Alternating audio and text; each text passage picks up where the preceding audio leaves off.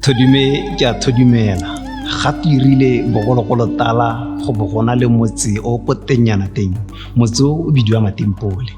ko Matimpole go ne go na le monnamogolo a bidiwa Rakena a nna le bana ba gagwe e bong Bonolo le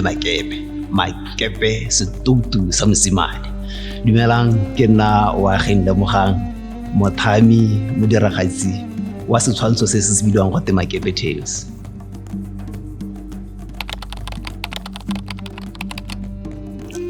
Ke godile thata ke leba kana ke utlwala dipopaye ka gore go sena laene le yone television ko lapeng. Jaanong ke ne ke tshwengwa ke kganya gore ga re lebelela our local TVs kana ke re di-platforms di local ga gona that platform e leng gore e covera mainana a Setswana. Ke bokeleletsa e le gore ke inspirewa ke lone leina le la Makepe e leng gore ke mosimanyana wa setoutu. Ke bokelela le gore ke a letsa because mo Makepe gape a kere go na le yone ngwao to reserve Setswana language ka gore Makepe o dirilwe ka Setswana e le gape go documenta botshelo ja rona ka gore most of us re golela mo ditoropong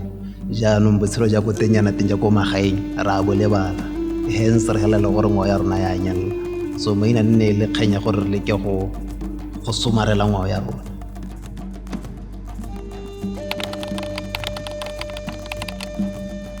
Go re sologela molemo as youngsters go re neela that platform e ritseng gore ga re di-products tsa rona di tla kgona gore di neelo chance gore di tshameke that doing go hira rona mo production teaming go hira bone ba diragatsi di-voice artist background artist mongwe le mongwe tota